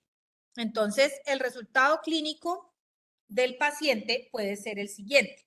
El paciente puede estar curado al final del tratamiento, puede tener un abandono del tratamiento, que el abandono del tratamiento, la Sociedad Internacional de Oncología Pediátrica la define como un fracaso para iniciar o continuar el curso planeado del tratamiento curativo, o sea que de primera línea, con intención curativa. Si el paciente está en tratamiento paliativo de entrada, no es un abandono del tratamiento si el paciente no recibe tratamiento porque ya no es con intención curativa. Durante 4 semanas o más de las programadas, el abandono no incluye el tratamiento de la enfermedad posterior a una recaída. ¿Por qué? Porque después de una recaída el paciente tiene menores probabilidades de curarse. Esto es lo mismo. Y aquí tiene que tener muy claro que no es solamente aplica si no existe una causa médica para dicho retraso. Es decir, un paciente con una neutropenia profunda que está en la UCI y no le pueden poner quimio y está hospitalizado por más de 2 semanas, por más de 2 meses en la UCI, pues no se puede considerar abandono porque si le ponemos la quimio, pues lo matamos, ¿cierto? Entonces, o si le hacemos la cirugía, lo vamos a matar. Entonces, allí no se considera abandono, si hay una causa médica que lo justifique. Pero si un paciente sin ninguna causa médica, que porque no le autorizaron, que porque el papá no quiso, así sea que el paciente venga cada semana a decir, ve, atiéndame, y usted no lo puede atender porque no tiene convenio con la EPS, si pasa más de 4 semanas es abandono del tratamiento, así no sea culpa del paciente. ¿Sí me hago entender? Porque la enfermedad no va a decir, ay, no, sí, pobrecito, es que era porque no le autorizaron. No, la enfermedad continúa independientemente si el tratamiento no se está dando por culpa de la EPS o porque el paciente no quiere. Entonces, para que lo tengan en cuenta. El paciente tiene que estar en tratamiento oncológico activo. Entonces, y este es otro ejemplo. Si entre el último ciclo de quimioterapia neoadyuvante y la cirugía oncológica transcurren más de 4 semanas, también se considera como abandono. ¿Qué quiere decir eso? Los pacientes con osteosarcoma les dan 4 semanas de 4 ciclos de quimioterapia. De ahí se evalúa la enfermedad y a las 15 días se opera. Se le hace la cirugía del pie, de la pierna o del brazo, de donde sea. Entonces, se le amputa, se le hace salvamento, bueno, lo que sea. Pero si pasan entre esa quimioterapia neoadyuvante el último ciclo y la cirugía más de 4 semanas, se considera abandono. O si después de la cirugía para reiniciar la quimioterapia pasan más de 4 semanas, también se considera abandono. ¿Sí me hago entender? Diferente es si el paciente después de la cirugía se infecta o hace una dehiscencia, pues ahí sí no podemos considerar abandono porque hay una causa médica. Igualmente lo que dijimos, si entre la cirugía oncológica y el inicio de la modalidad de tratamiento, radioterapia, quimio, inmuno, trasplante, hay más de 4 semanas, también se considera abandono del tratamiento. La incidencia acumulada de abandono en Cali ha mejorado con el tiempo. Antes era un 32% en el régimen subsidiado. En el contributivo era del 4%. Luego mejoró al 3% y en el subsidiado bajó al 29%. Y para el 2016 a 2018 en Cali fue del 6% en ambos regímenes. Y aquí, sobre todo 2016-2018, una cosa importante que mejoró esto fue los programas de navegación, porque el paciente no se perdía, porque tenía mayor seguimiento, porque no tenía problemas de transporte, porque con navegación nos encargábamos de hacer todo este proceso para que el paciente tuviera menos dificultades y menos excusas para no venir al tratamiento. Y con eso se logró la mejora del abandono al 6%. La recaída de la enfermedad es otro desenlace clínico que puede tener el paciente. Hay diferentes tipos de recaídas, por ejemplo, en neoplasias hematológicas, por ejemplo, en las leucemias, cuando hay un recuento de blastos leucémicos en el aspirado de médula ósea de más del 5%, teniendo previamente un aspirado de médula ósea que tenía 0% o menos del 5% de blastos, y que estaba en remisión completa y ahora aparece más de 5%, se considera una recaída. También puede haber recaída en el sistema nervioso central si hay blastos en el líquido cefalorraquídeo, o si hay pleocitosis, si hay allí blastos en eso, o si además hay un compromiso de pares craneanos sin que haya otra causa que lo explique. Así el líquido sea negativo. Entonces, eso es una recaída del sistema nervioso central. Y puede haber también una recaída,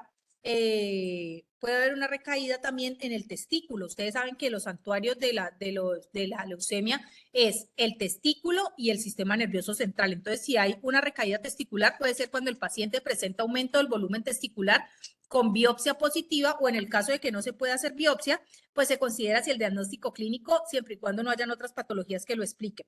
Y se considerará recaída, regáleme un segundo.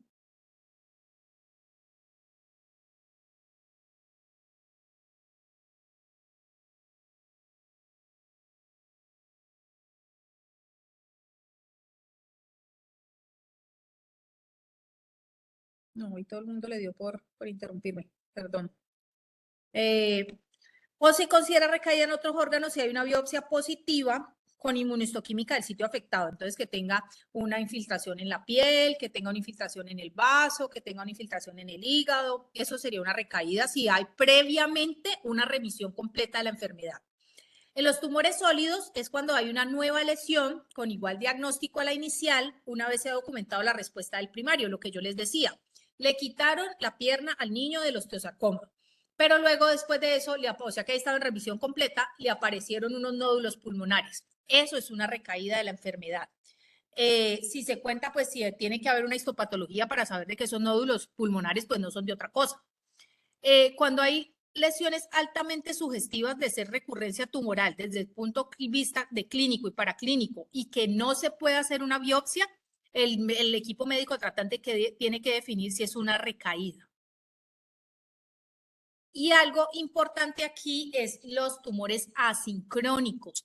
Por ejemplo, en retinoblastoma que da en los ojos o el tumor de Wills que da en los riñones, puede ser que el paciente le quitaron un riñón o le sacaron un ojito le sacaron un ojito porque tenía un tumor en un ojo, se lo sacaron, pero luego le apareció en el otro ojo. Probablemente eso no se considere una recaída, sino un tumor primario asincrónico, es decir, el mismo tumor, pero apareció en diferente tiempo. Lo mismo pasa con los tumores de riñón. Y en cáncer de mama creo que también es parecido. Puede haber un tumor, un mismo primario, pero asincrónico. Eso se da donde uno tiene ¿cómo se llama? Dos órganos que comprometidos. Y la segunda neoplasia son aquellas que aparecen en un paciente que previamente ha sido tratado para un tumor primario diferente al actual. Es decir, un paciente que tiene una leucemia linfoblástica aguda, lo tratan y más adelante le da un tumor cerebral. O un paciente que tuvo un linfoma de Hodgkin y más adelante le da una leucemia linfoblástica aguda. O, más común, un linfoma de Hodgkin en la adolescencia y es adulto y le da un cáncer de mama porque recibió radioterapia en el pecho. Entonces, eso es una segunda neoplasia. Y tiene que ser que el segundo tumor debe ser asincrónico, es decir, que no puede ser en el mismo tiempo, porque si no sería un primario múltiple. Pero la segunda neoplasia es que primero sale uno y luego el otro. ¿Tienen alguna pregunta hasta allí o pasamos al post-test?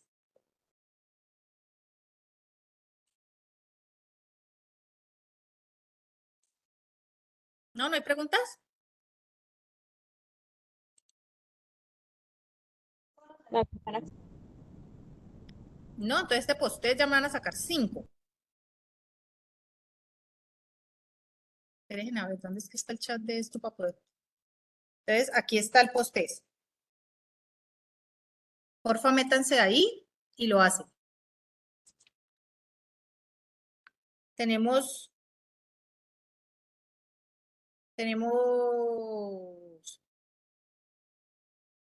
hasta las 55, 8 minuticos.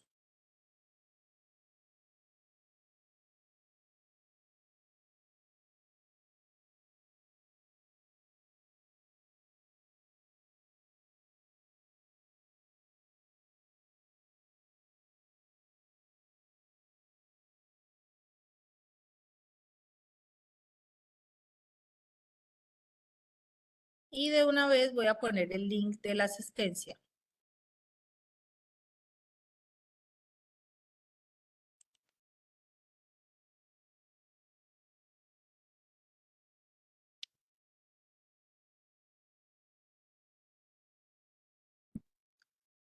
Recuerden colocar que es el post-test.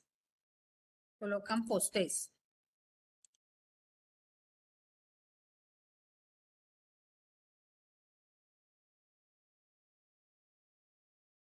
Faltan 3 personas.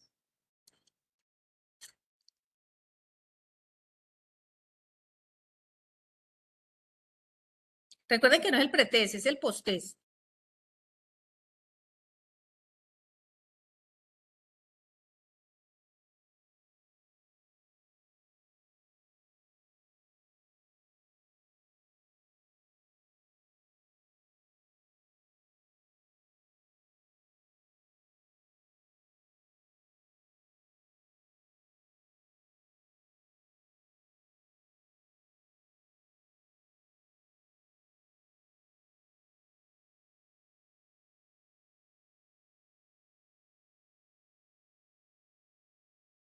Bueno, han mejorado mucho las respuestas. Muy bien.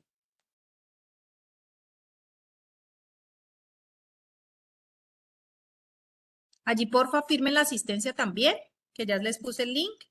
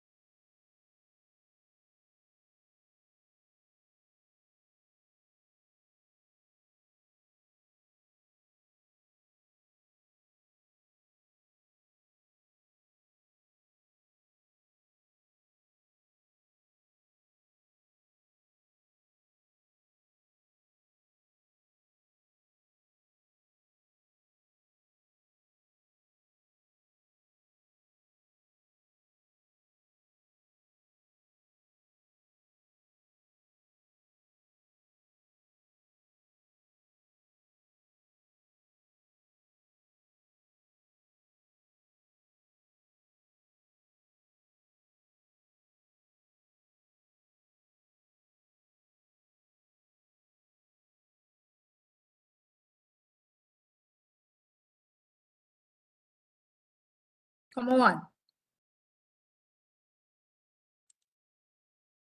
Bueno, creo que ya todos respondieron. Porfa, les recomiendo, mejoraron bastante la respuesta, ya todos quedaron muy bien. Los felicito porque quiere decir que sí pusieron mucho cuidado. Les recomiendo, porfa, firmen la asistencia.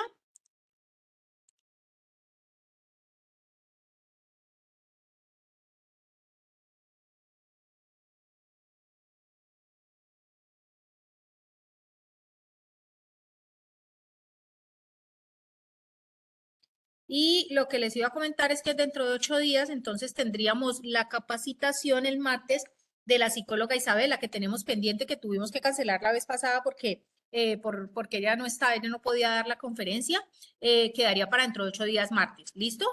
Y ya con esto terminaríamos por hoy. Firman la asistencia, porfa. Les agradezco muchísimo. Que estén muy bien. Muchas gracias. Muchas Gracias. gracias. Gracias, hasta luego. Con mucho gusto. Gracias, jefe.